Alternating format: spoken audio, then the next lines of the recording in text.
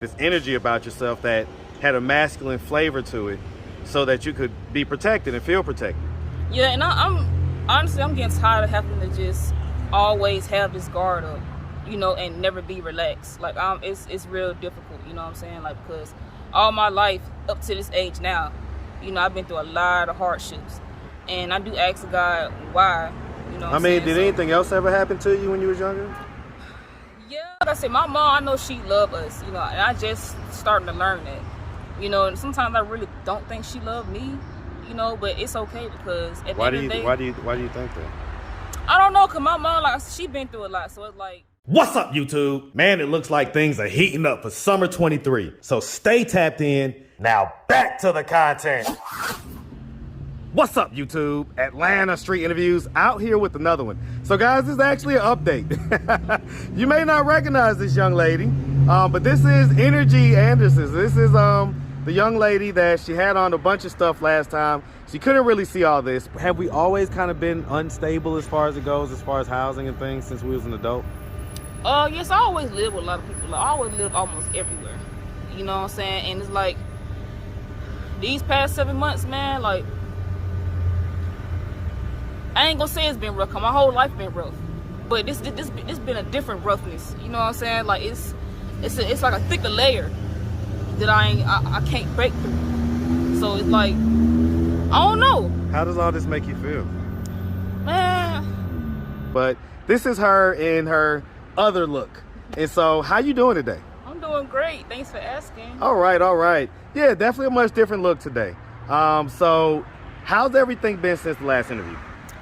Pretty great. I actually got my place in January 24th. So far, I've been working hard, keeping my place together. Okay, so wait, so you got a spot? Yeah. Okay, so that was not too long after the interview, because the interview was, a little over 5 months ago. So you got your spot, and so how's that been? It's been pretty great. The attendants around there are pretty cool. The management pretty cool. I've been having some technical difficulties with my place, but I still have a roof over my head. So technical difficulties as far as just maintenance type stuff? And yeah, things like a little that? Small maintenance. I mean, I do maintenance myself, but of course, if I'm paying for my rent, I should have to do anything. Yeah, of course, you do that. All right. And so yeah, I mean, you just mentioned you do the maintenance yourself. So one of the things that we talked about last time was kind of, you and your love life and kind of the lack of, I guess, masculinity that you've had.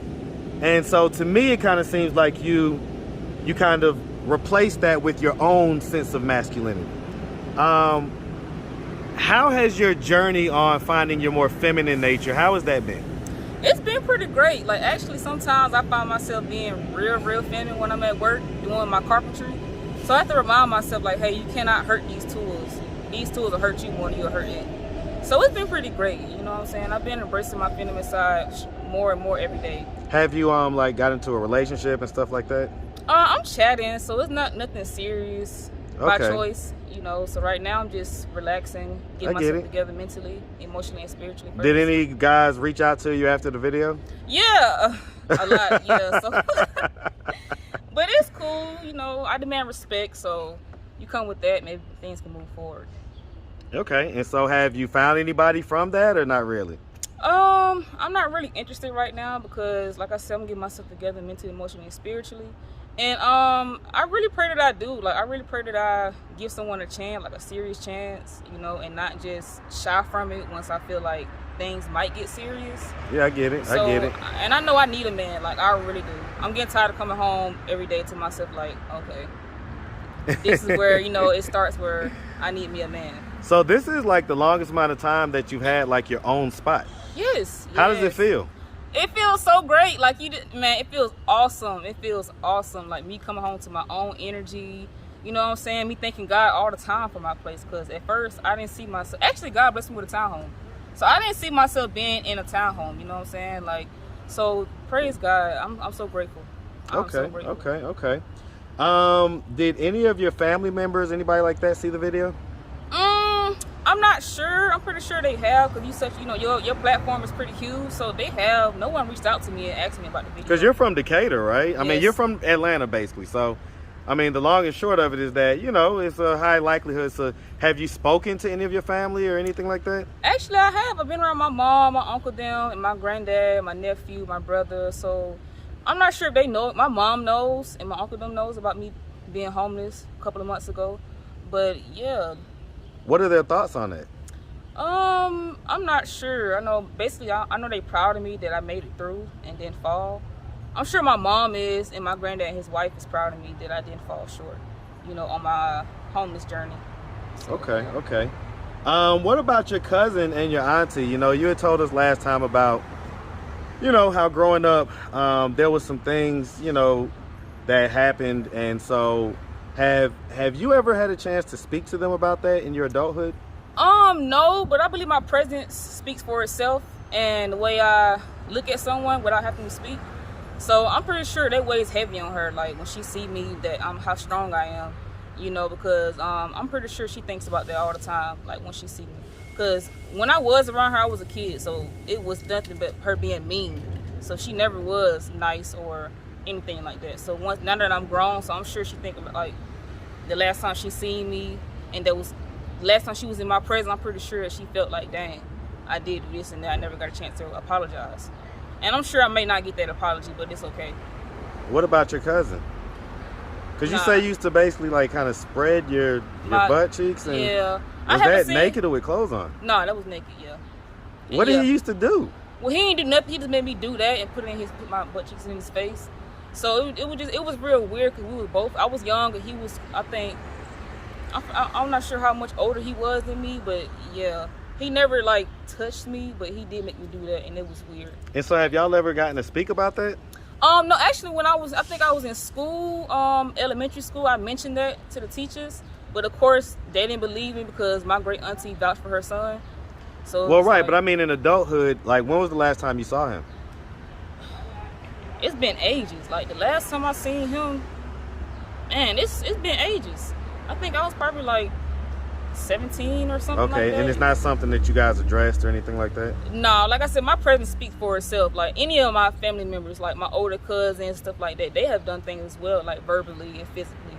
So it's like, yeah, none of them speak on it, but I know my presence does speak to it. Well, do you think it'll be cathartic or therapeutic to, you know, have that conversation with them and kind of get that out? I feel like it'll free me from a lot of pain, you know what I'm saying? Because like when I be around them, I don't speak to none of them. I might say hey or something like that, but other than that, it's like, it's hard. Do you want an explanation for why he would do something like that? And I believe it was more mental, because maybe something was done to him. Well, right, you know but I mean, do you want an actual explanation, like, you know, about what you believe, but, you know, actual hear it from him type deal? You know, why'd you do that? I never thought about that. I guess so, but then again, it's like I don't want to bring up that memory and that feeling. You know what I'm saying? Like, I mean, stuff has happened worse. Well, and I guess the point is to kind of release the power that it has over you. Right. You know? Wow. Yeah, I didn't think about that. Kind of by talking through it, acknowledging how it made you feel, and being able to have that conversation with him so that you can get that off your chest. Right. You don't have to walk around with that. You know, it'll probably lighten your load a little bit. Yeah, I never thought about that, even with my family members, like. Because I mean, ultimately, you know, so some of the masculine energy that you have, right, may come from you feeling the need to protect yourself. Yeah. When as a child you felt unprotected. And so you developed this shell and this like you say, this energy about yourself that had a masculine flavor to it, so that you could be protected and feel protected. Yeah, and I'm honestly getting tired of having to just always have this guard up, you know, and never be relaxed. Like it's real difficult, you know what I'm saying? Like, because all my life up to this age now, you know, I've been through a lot of hardships, and I do ask God why. You know what I mean, did anything else ever happen to you when you was younger? Yeah, but it's like I don't want to too much talk about it because I don't want to get emotional. Well, here's the time though. Here's the time. Yeah. Let it go. I don't know. I don't want to talk about it because I'm doing the best I can to not relive that, you know. So I get that, right? One of the things I've discovered on my channel is that oftentimes a lot of the issues that we have are rooted in childhood trauma. And again, until we unroot that weed out of our life, man, that thing is going to grow and choke all type of other good plants, choke all type of other opportunities. Man, you know? And so, again, I ain't trying to put too much pressure on you, but I just do this when the spirit hits me. When the spirit tells me, hey, just apply a little more pressure. I know she doesn't want to see, you know, she says she doesn't want to do it. She may feel a little uncomfortable, but there's no growth in comfort. Growth only happens in discomfort. And so, I mean, if you don't mind, for the education of everyone, right, to understand how these things happen, what else was it that happened to you when you was younger? Like I said, I used to get abused, you know what I'm saying? Like, I'm not sure why my mom used to do it, you know what I'm saying? I used to call out my name, get beat, not no ordinary whoopings, you know what I'm saying? But like my mom, she been through a lot too, you know, like, so she never touched me in no molestation way, but she used to abuse me, you know what I'm saying? And I never understood that. But me and my mom now is growing and have a untouchable relationship, you know, so it's just like, have you ever... Even with that, like, No, go ahead. Even with that, like, when I finally told my mom what happened to me as a kid, she didn't believe me. My granddad didn't believe me. You know, my great auntie used to make me and my brother do. Right. You know what I'm saying? So that made me like. Like you say, feel unprotected. Yeah. So sometimes now I don't feel safe saying certain things. You know what I'm saying? Even though I'm not afraid of death. You know what I'm saying? But because I know once I transition, I'm going to heaven. Right, and so, listen, I'm sorry about what happened to you. And so, you know, I understand, we understand that people change, people evolve, and you love your mom. You love, of course. You love the situation, you know, as it stands now. But back then, how did that make you feel? It made me feel like a nobody, you know what I'm saying? Like, even like my mom or the cousins, they used to steal from my mom, say all kind of mean stuff about my mom in front of me and my brother. You know what I'm saying? Steal from my mom and all that. Call us our name, tell us we ain't nothing, we stupid, all this and that. You know, we was like, me and my brother was like the outcasts. You know what I'm saying? So it's like we was never, my mom, I ain't gonna lie, she did love us and care about us. But I think my mom was just taking her anger out on me at some time. I don't think like she was mentally there at times. But she's like, she wasn't like a major threat. You know what I'm saying? But my great auntie done was, because it's like, when my mom left, we used to be scared to be around them because the things they'll say about my mom, say about us, and the things how they'll make us feel. You know what I'm saying? And what was your mom going through at the time? What was See, it's a lot of things that my mom hid from us because we was kids, so... Right, but as an adult, now that you have this perspective, what was she dealing with, like a drug issue? Or just nah. So what was it when you say like when your mom left or whatever? Well, I ain't gonna say left, like when she left and went to work. Okay, you know so when she would leave to go to work type. Yeah. Okay, I get it. Like my great auntie, they'll try to be nosy and ask us questions of what's going on. Like it was a lot. You know what I'm saying? And so what about your dad? What's your relationship like with your dad? Well, I'm not sure I never met my dad. That's right. Okay, I'm sorry. Sometimes I gotta... That's cool. Okay, that's right. So you never met your dad. So, okay, that's right. What role do you think that has played in your life?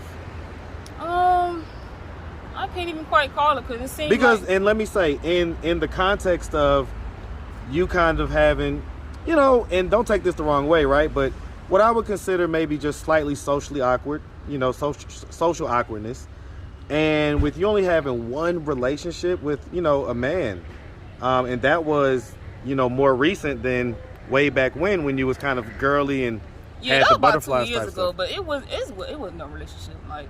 Right, you said that. You said it was just you kind of in a thing with a guy that he was really kind of not really being serious about things. Yeah, because like I hope he doing okay. He got a lot of just like me, I have a lot of... Well, right, but I don't want to talk about him. I want to talk about you. And so I want to figure out, what role do you think the absence of having your dad in your life played into these outcomes? I can't quite answer that question right now because I think, matter of fact, since me going through so many hardships and my dad not being around, I think those hardships replaced that. You know what I'm saying? Even though it may not probably make sense, but I feel like, okay, since I've been through all this, matter of fact, I don't know. Because I was trying to think of something just now, but right. And I can tell you, you know, I'm a dad, right? I got my 2 girls are at the house right now. They just showered me with love and all type of stuff for Father's Day. And you know, I make sure that I care for them and protect them and everything else, and they feel that love and protection. And so I can't imagine what the absence of that feels like, or what that would feel like, especially to a growing young girl that, you know, may have different people in her life that that she was fearful of for whatever reason. And she didn't have that, the first man that she's supposed to rely on for love and protection and provision was absent. Do you even know, like, you know, kind of who he is or what his name is? And No, I even looked him. His name not even on my birth certificate. So I mean, have you ever asked your mom who he is? Yeah, I have, but honestly, I think whoever my dad is, he might be real dangerous, because when I asked them, they all had the same response. You know, they'll be kind of aggressive with like, nah, I don't know, but it's like, I know y'all probably know. Well, you know what I'm saying? Like, but your mom says she doesn't know? Yeah, but I'm pretty sure she does. It's just they probably protected me from whoever he is. Well, you know what I'm saying? and I get it as a kid, maybe, as a young child, but you're an adult now. Don't you think you deserve to know, at the very least, if they know who your dad is, don't you think that you deserve to at least have that information? Yeah, I do. I think about that almost. I ain't gonna say I used to think about that every day, but now it's like I don't grew numb to it. Like, forget it. You know what I'm saying? Because if it's God's will for me to see who my dad is and know who he is, then so be it. Well, I mean, so one of the things that we do on this channel, right, is we have conversations with people when they're not right in front of us. So, for instance, your mom might be watching this video. She may come across it on YouTube or wherever.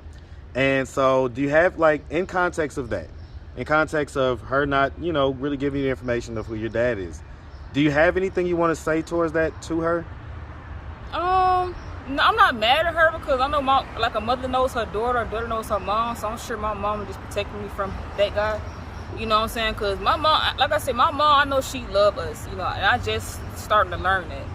You know, and sometimes I really don't think she loved me, you know, but it's okay, because at the end of the day, why do you think that? I don't know, because my mom, like, she been through a lot. So it's like, my granddad, rest in peace of my grandma's spirit, they never did it to their children, like showed them love and affection. So how my mom gonna be able to do that to me? You know what I'm saying? But I wasn't taught that, but I'm able to do that. I was about to say, that's how. So I mean, I get it. We all, you know, whenever I do these interviews, I have to kind of stop people from saying the negative thing that happened, but then rushing to defend their mom. It's like, I get it. You love your mom. That's a natural reaction, is to say it, but then rush to defend them. But let's pause on the rushing to defend them, and let's just talk about kind of what the outcomes may have been from that behavior that she displayed. You know what I'm saying? So, in other words, if she hasn't told you the information about your dad, if she has that information, would you like her to give it to you? Yeah, then again, no, because at the end of the day, only she know how he is. Only she knows him more than I do.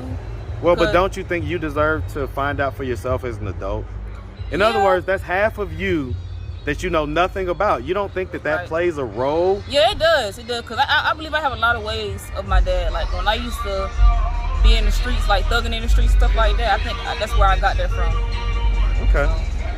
All right. Well, listen, we really appreciate this follow-up. So you got your spot, you're working, so you're pretty much on your way. Yeah, I'm working on getting me a car. You know, it's not easy. It's not easy out here in Atlanta, man. And you know, the economy has gotten to a point to where, you know, you gotta either have two incomes or you gotta have a really high primary income, because it's just expensive. Everything is. So, hey, listen, like I say, we really appreciate it. On that note, did you have? Oh, by the way, are you still doing your music and all that type of stuff? Yeah, I am. So I want y'all to be looking forward to it. You know, so reach out if you want to, because now that I overcame a lot of things, you know, like I'm still embracing my gifts and talents that God has let me borrow. So, you know, if you do music, you're a producer or you're an artist, you know, let's link up, let's get it. And I promise you would not regret it. Your ears won't. Your presence won't. These guys don't try to link up with you and like have sex and stuff like that? I mean, I catch you before you even get that far. Like, the best game is no game, so don't try it, please. I have a gift for discernment, so God will let me know. I have a gift for discernment in the head to protect you over my life, in my life, and around my life, so don't try it, please. Well, I ain't mad at that. All right, well, listen, so same Cash App? Same Cash App, yes. All right, well, like I say, we really appreciate you, sweetie. We definitely wish you nothing but the best, all right? Thank you. Make sure you have a good one. All right.